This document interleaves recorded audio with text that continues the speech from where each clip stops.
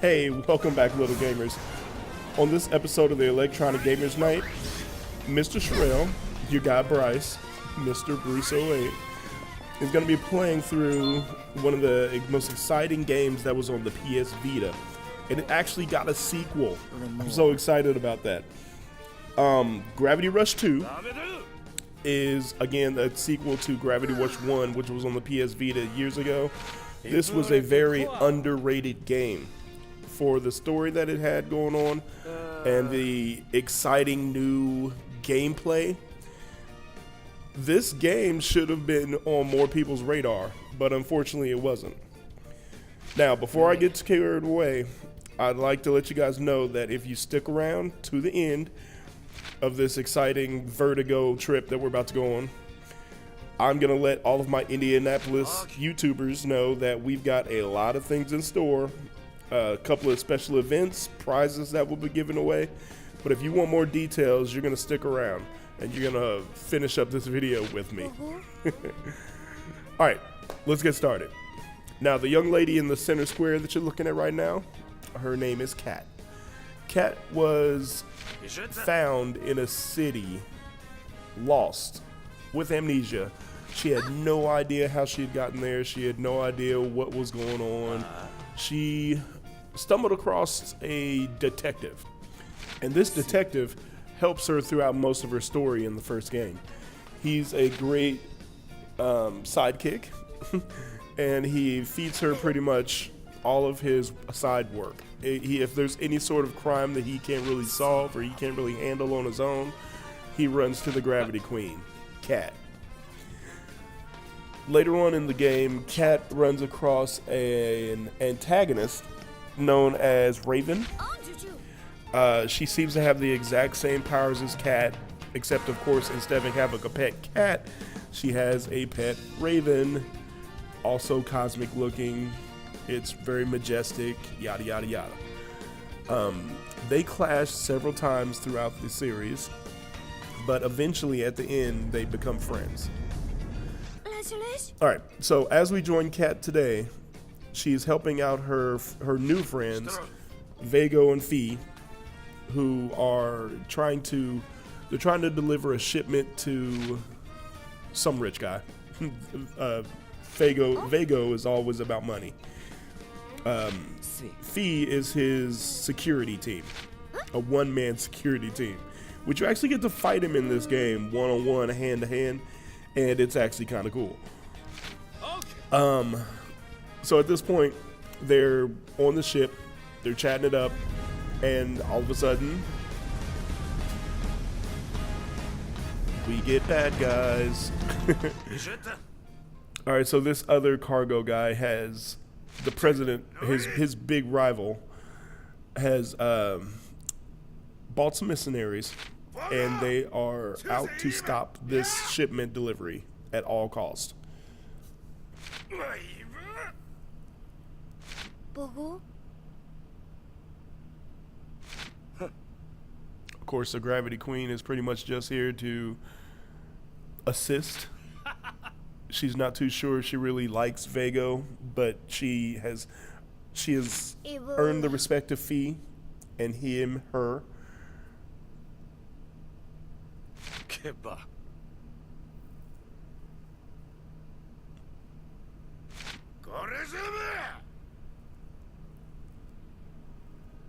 I love the language in this game. You can't really tell if it's Japanese or if it's French. I believe it's made up, to tell you the truth. Okay, so here comes the battle. As we go into the battle, the first thing we're going to try and do is slide past these guys with the gun. Kat can actually she can pull gravity to whichever direction she wants. Forwards, backwards, sideways, up, down, left, right. This is a straight up sandbox game. You have options, you can do whatever you want. So me anyway, if you've got a gun, I'm gonna try and get behind you as fast as you can. And I get stopped, hang on. Alright, it's just telling you that you to defend the ship. Won't be paying attention to that little takeover rate bar. Alright, so real quick I realized that the best way to defend the ship is to just get these guys off of it. Her gravity abilities not only affect her, they also affect anything and anyone around her. So I'm just gonna yank him in the air and toss him off the boat for the most part. Oh, and Fee will actually be helping. And like I said, he is a tribal warrior. That man can fight. So he actually will be some decent help. But I'm probably gonna take care of most of these guys without him, just like that.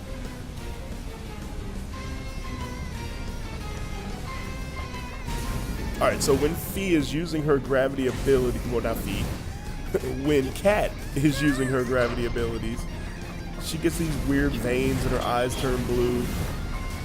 But again, it's so much fun to just fling people off this boat. Okay, so they're bringing in an airship. I'm gonna have to either take it out from the ground, or I can take the option of getting over it and shooting it down that way. But luckily doing that works, so I'm just gonna keep moving.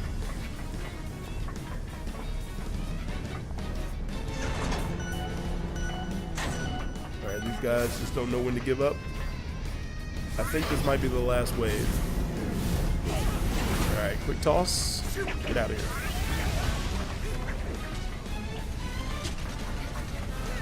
Okay, again, like you want to close that gap between these guys as fast as you can.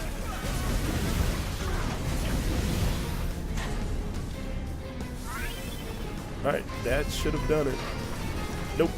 More.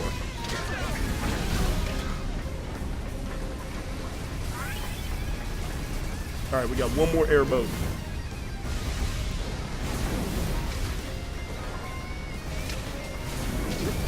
I feel like throwing guns at a gun probably shouldn't hurt it, but it's a video game. Oh man, that takeover rate is getting pretty close. I've got to hurry up and take this thing down.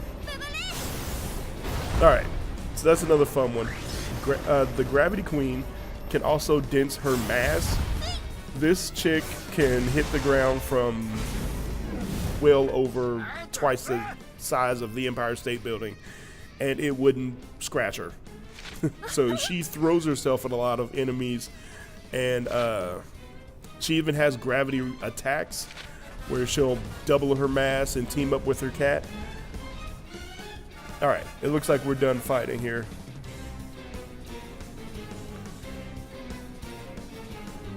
Load screen. Alright. Lemur. That wasn't easy.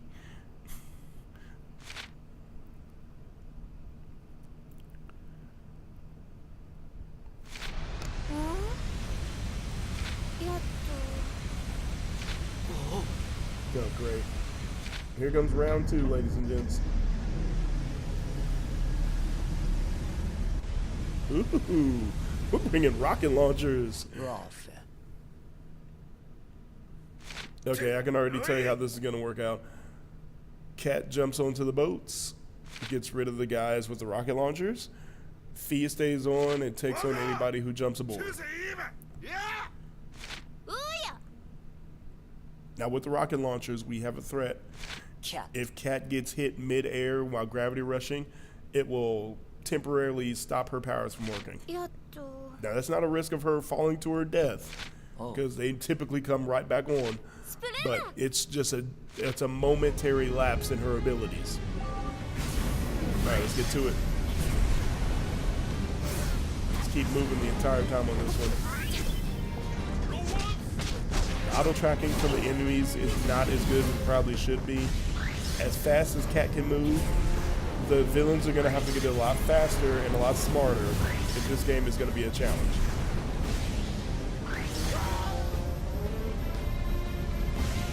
But still, the gameplay alone is A1. You will have fun playing this game. Alright, come down right in between these 3 guys and toss all 3 of them.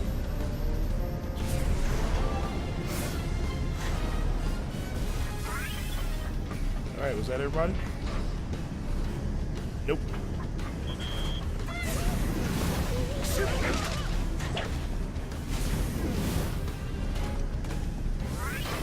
Oh, and also, if you play this game, you'll notice that Cat's hair and her scarf do not get affected by her gravity abilities. I've noticed that this is probably a dynamic that the developers put into the game so that you can actually tell which way is up, which way is down. Because you can get really lost in this game playing it. And the vertigo is real. The struggle is real.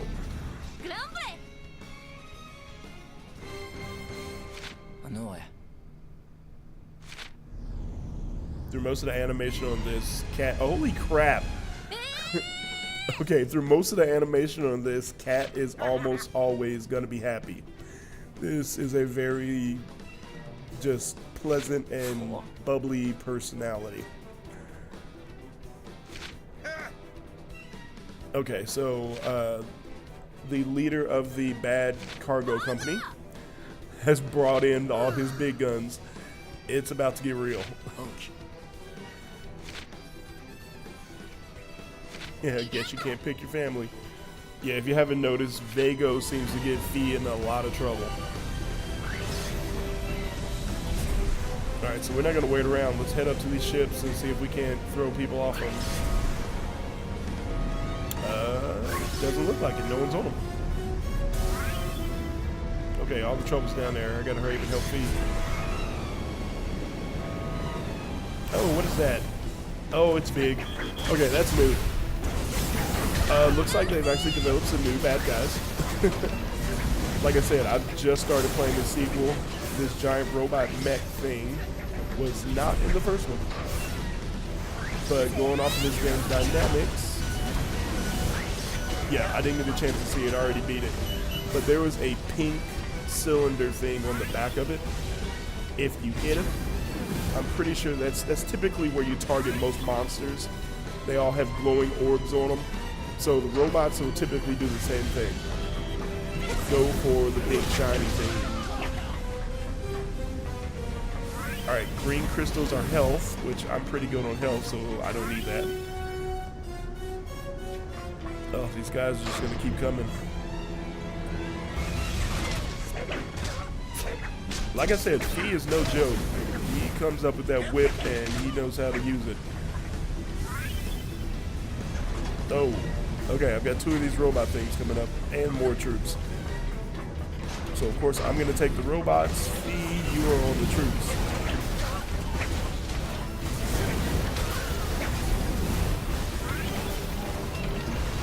Alright, those blue crystals coming in are just to keep my gravity abilities up. Alright. So we're going after that pink thing. So we're gonna gravity kick it a few times. And the auto targeting on this game can be tragic sometimes. It's a lot easier to just stand back and gravity throw objects other than throwing yourself. Trying not to damage the cargo, but ish happens. Come on, hit it, hit it, hit it.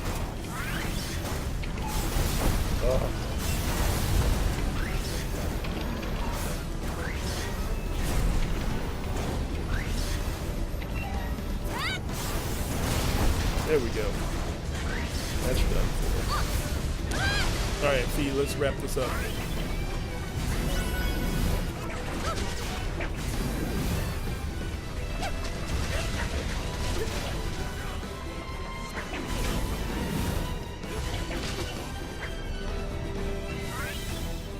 Oh god, man, this has to be the last wave.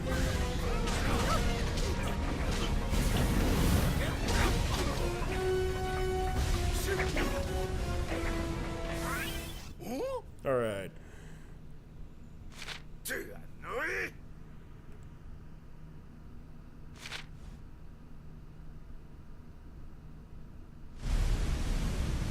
Yeah, I'd be tired too.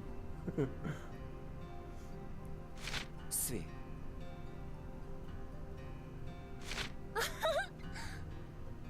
Always bubbly.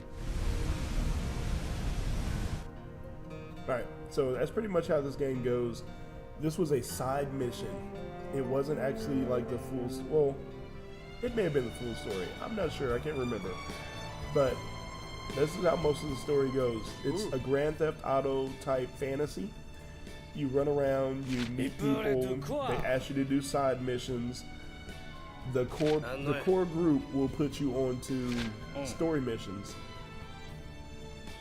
And in this case, hold on.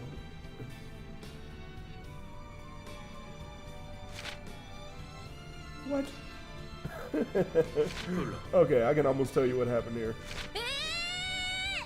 Vogo didn't even realize that the ship didn't have the cargo on it. Yeah, Fee knew that it was empty. Fee probably arranged for the people for his normal crew to make the delivery, and used us as bait. Yep. Haha, Cat even said it. We were bait. So yeah, Fee is the brains, Vogo is the front man. Alright, but like I promised, I've got a couple of things I want to let you guys in on.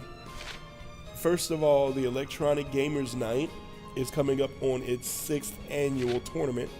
And in that tournament, we will be having, hopefully, several systems to give away this year. We will also, the tournament is strictly for our school children. So all of our school kids, make sure that you are watching this. We're also looking to do a bit of a scavenger hunt around April, around Easter time. So keep up with the EGN. We've got a lot of prizes to give away. We've got a lot of tournaments to get through. It's going to be a good school year. And if you're lucky, we can all win at something together. It's been a blast, guys.